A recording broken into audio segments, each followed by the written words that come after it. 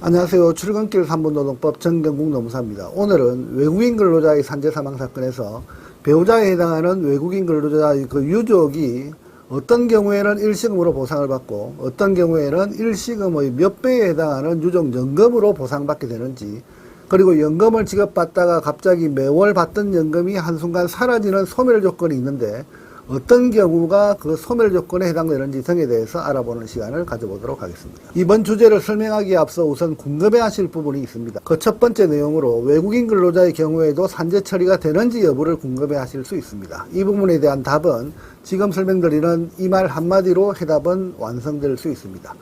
우리나라의 산재법은 불법 체류 중인 근로자가 출입국 관리법에 따라서 불법적인 상태로 채용되어 일하다가 사고 난 경우에도 일하다가 발생한 각종 사고나 질병의 경우 산재 처리가 되는 나라다라고 하는 점입니다. 따라서 일반적인 외국인 근로자의 경우 너무나 당연히 산재 처리가 된다고 보시면 되겠습니다. 둘째, 국내 근로자와 외국인 근로자의 산재 보상의 그 차이가 있는지에 대해서 한번 알아보면, 현행법상 외국인 근로자라 하더라도 국내 근로자에 대한 산재 보상과 어떠한 차별적 보상 방식은 없습니다.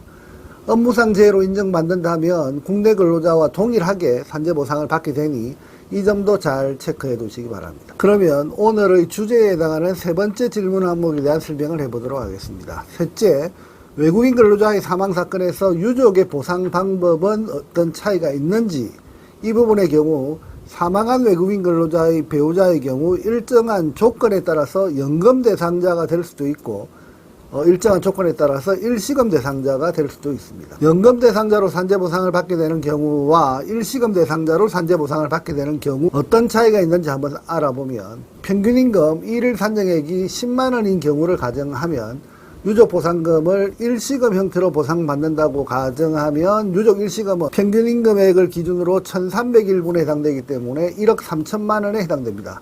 이런 경우 외국인 근로자의 배우자는 1억 3천만원의 보상으로 산재보상은 모두 종결된다고 보시면 됩니다. 그러나 유족인 배우자가 유족연금의 형태로 보상을 받게 된다면 매달 156만원 정도의 금액을 유족이 사망하실 때까지 매달 연금으로 받을 수 있게 됩니다. 따라서 유족이 만일 향후 40년을 생존해서 유족연금을 계속 받아가게 된다면 매년 1872만원의 상당액을 40년간 받는다고 가정할 때 거의 7억 4천 정도의 금액을 받게 되는 것으로 유족 일시금에 비하면 5배 이상의 금액을 보상받게 되는 것으로 계산됩니다. 이처럼 연금과 일시금의 차이가 몇 배의 금액상 차이가 있기 때문에 어떤 경우 연금 수급자로 될 수 있는지, 어떤 경우 일시금 수급자로 변경되는지에 대해서 한번 설명드려 보도록 하겠습니다. 그러면 어떤 경우 외국인 근로자의 유족이 연금으로 받을 수 있는지를 알아보면, 이 부분에 대해서는 현재 산재보험법 제63조 유족보상연금 수급 자격의 범위에 대한 조문 제1항에 명시되어져 있습니다. 동조문에 의하면 유족보상연금을 받을 수 있는 자격이 있는 자는 근로자가 사망할 당시, 다시 말해서 외국인 근로자가 국내에서 일을 하다가 사망할 그 당시 근로자와 생계를 같이 하고 있던 유족을 유족연금 대상자로 정하고 있는데, 만일 산재 근로자가 사망할 당시 대한민국 국민이 아닌 자로서 외국에서 거주하고 있던 유족의 경우에는 연금 대상자에서 제외하는 것으로 그렇게 조문에서 정하고 있습니다.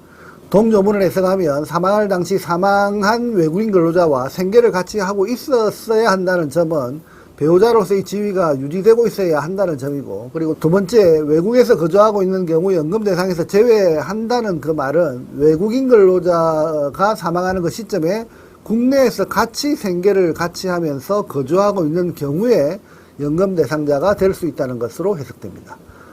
따라서 유족연금이냐 아니면 일시금 지급 대상이냐의 그 판단 시점에 해당 조문의 그 조건을 확인한 후 일시금과 연금 대상자의 판단 기준에 따라서 정한다, 이렇게 보시면 되겠습니다. 그러면 외국인 근로자의 유족연금 자격 상실 조건은 어떻게 되는지 한번 살펴보면, 제64조 유족보상연금 수급 자격자의 자격 상실과 지급 정지에 대한 설명 부분이 있습니다. 동조문 1항 7호에 외국인 유족연금 수급자의 자격 상실 요건이 명시되어져 있습니다.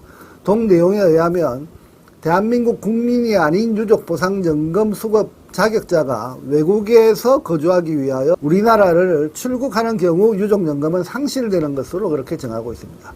여기서 중요한 단어는 외국에서 거주하기 위하여 출국한다는 내용입니다. 따라서 거주를 위한 출국이 아니라 잠시 일시적인 목적으로 출국하는 경우에는 해당되지 않는다는 점도 체크하시고, 그리고 만일 거주의 목적으로 출국해서 연금 수급 자격이 상실된다 하더라도 유족 일시금의 금액을 기준으로 그동안 받았던 연금 수급액 총액을 공제한 그 차액에 대해서는 다시 일시금으로 계산해서 유족인 배우자에게 지급한다는 점도 체크해 두시기 바랍니다. 오늘은 외국인 근로자의 산재 사망 사건에서 유족인 배우자가 받는 보상 방법이 국내 근로자의 유족이 받게 되는 보상과 대부분의 경우 동일하지만 일부 내용에서는 차이가 있는 부분이 있다라고 하는 점을 설명드리는 시간을 가져봤습니다.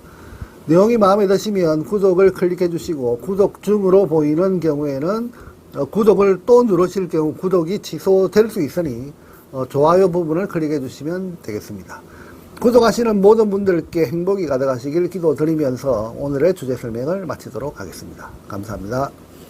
여의도 노무법인은 대표 노무사가 직접 조사하고 분석하고 최종 결론까지 책임있게 진행합니다.